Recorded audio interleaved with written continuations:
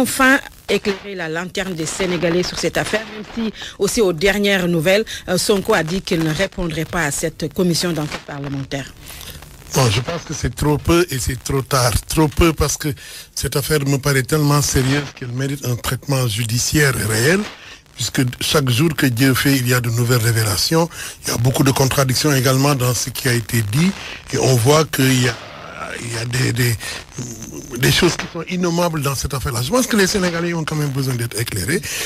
Trop tard, un peu, parce qu'effectivement, Sonko a déjà saisi le procureur de la République et qu'apparemment, bon, compte tenu des limites de l'enquête parlementaire, il vaut mieux quand même laisser la justice se saisir carrément de ce dossier et apporter les bonnes solutions. Et la commission d'enquête n'est pas nécessaire?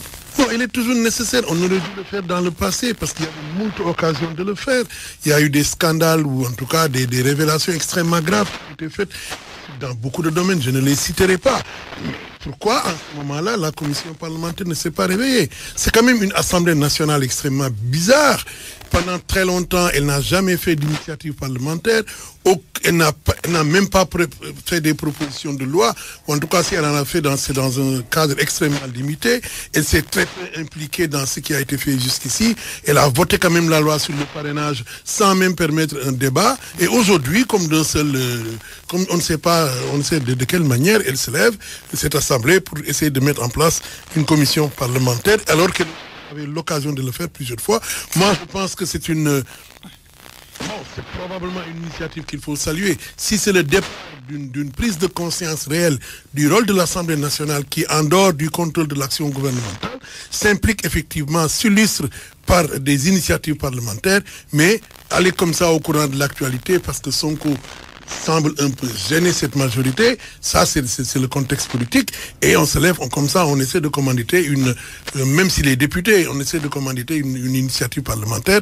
Je pense qu'elle peut se faire, mais en vérité, ce qu'attendent les Sénégalais, c'est vraiment la lumière sur ces 94 milliards, Absolument. Sur lesquels effectivement il y a beaucoup de variations, ça il faut le noter. À des accusations de meeting, il faut quand même, c'est une affaire aussi grave pour être éclairée. Non, moi j'ai lu attentivement, pour ce que j'ai pu faire, les déclarations de M. Amadouba et de son ministre du budget, M. Bruno Mangara. C'est vrai que ce sont des informations de taille. Birima Mangara, j'ai dit quoi? Bruno. Birima Mangara, là, que je connais. Et donc, j'ai lu attentivement les déclarations. C'est vrai que c'est des éclairages nouveaux qui nous permettent quand même de comprendre un peu plus une partie du problème. Mais vous savez, c'est tellement complexe ces choses-là, cette affaire-là, que véritablement, il faut qu'on aille vers une véritable instruction. Moi, je pense que, comme tout à l'heure, mon frère ami Pape a parlé de Fillon. Mais en France, il n'y a pas de ce qu'ils appellent de pause judiciaire. Que même si le candidat est candidat à la veille de l'élection présidentielle, si on doit le convoquer devant le juge pour l'entendre, on l'entendra. Il ne peut pas y avoir de pause judiciaire. Je ne sais pas pourquoi on veut remettre à plus tard ce qui peut être fait aujourd'hui. Le résultat, c'est que finalement l'affaire atterrit dans la presse, alimente les colonnes des journaux, les réseaux sociaux et contribue probablement à obscurcir la situation. Je pense que c'est quand même une chose suffisamment claire. On ne comprend pas les atermoiements du procureur de la République. On l'a vu sur Khalifa Sall, qualifié de cavalcade judiciaire les recours que posaient les avocats de Khalifa Sall. Mais évidemment, aujourd'hui, il est en train lui-même de faire une sorte de cavalcade judiciaire. Pourquoi il ne se saisit pas de ce problème rapidement et mène ce qu'il faut en ouvrant une information judiciaire, en désignant probablement aussi mettant la police judiciaire là-dessus pour qu'on y voit plus clair. Il ne peut pas y avoir de pause judiciaire. Pourquoi? Les Sénégalais ont envie d'être éclairé sur ce qui s'est réellement passé sur ces 94 milliards, qui sont devenus subitement 46 milliards et 3,2 milliards ou 3,6 milliards pour le ministère. Mais qu'est-ce que c'est que cette histoire-là? Mais on n'y comprend plus rien.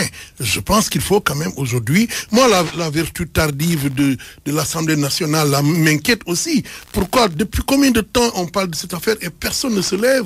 Le ministre n'en parle pas, il vient aujourd'hui enfin d'en parler. L'Assemblée nationale, Sonko est député député qui fait des accusations aussi graves n'en parle pas, le procureur se tait, mais tout le monde se tait. Monsieur Diallo, Mahmoud Diallo, vient également de faire des révélations assez intéressantes qu'il faut voir de près, qui quand même comportent des informations qu'on peut analyser en essayant de l'ajuster à la situation présente. Je pense que petit à petit les langues se délient, mais tout ça me paraît informel. Il faut que de manière décisive, de manière très claire, comme l'a dit Pape tout à l'heure, que le procureur se saisisse de ce dossier, qu'on ouvre l'information judiciaire. L'agenda présidentiel est un agenda.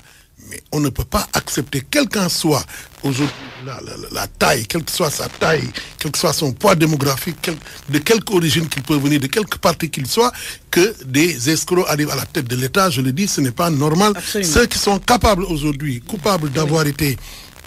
Son cas et la capacité de poser de tels actes doivent être reconnus comme coupables et écartés justement de la présidence de la République. C'est une affaire trop sérieuse pour être confiée à des personnes qui ont tout à se reprocher.